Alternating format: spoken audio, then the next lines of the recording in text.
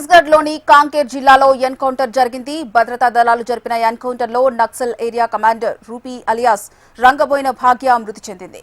భాగ్య సిద్దిపేట జిల్లా మరుదుడ్డి మండలం ధర్మారంకు చెందినదిగా పోలీసులు గుర్తించారు. మావోయిస్టులు నిర్మూలనే ధ్యేయంగా భద్రతా దళాలు పనిచేస్తామని పోలీసులు తెలిపారు.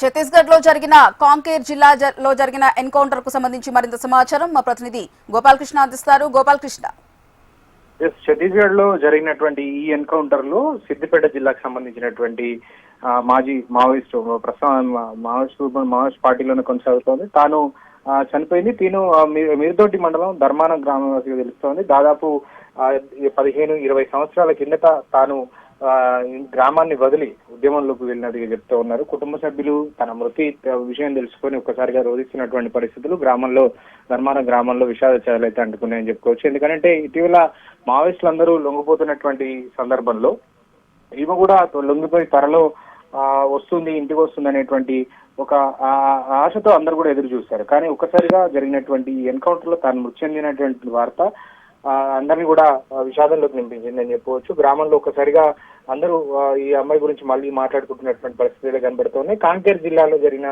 భద్రతా దళాలు అట్లాగే మావోయిస్టుల మధ్య జరిగినటువంటి ఈ దాంట్లో కమాండర్ గా ప్రస్తుతం పనిచేస్తా ఉంది రూపీ అలియాస్ రంగబోయిన భాగ్య ఆయనగా చెప్తా ఉన్నారు. భాగ్యగా ఆమె గ్రామంలో కూడా సుపరిచితంగా చెప్తూ ఉన్నారు. కానీ తను చనిపోయినటువంటి సందర్భం మాత్రం అందరిలో విషాదాన్ని నింపింది. ఎందుకంటే ఆశగా ఎదురు చూశారు గ్రామస్తులందరూ కూడా, తన కుటుంబ సభ్యులు.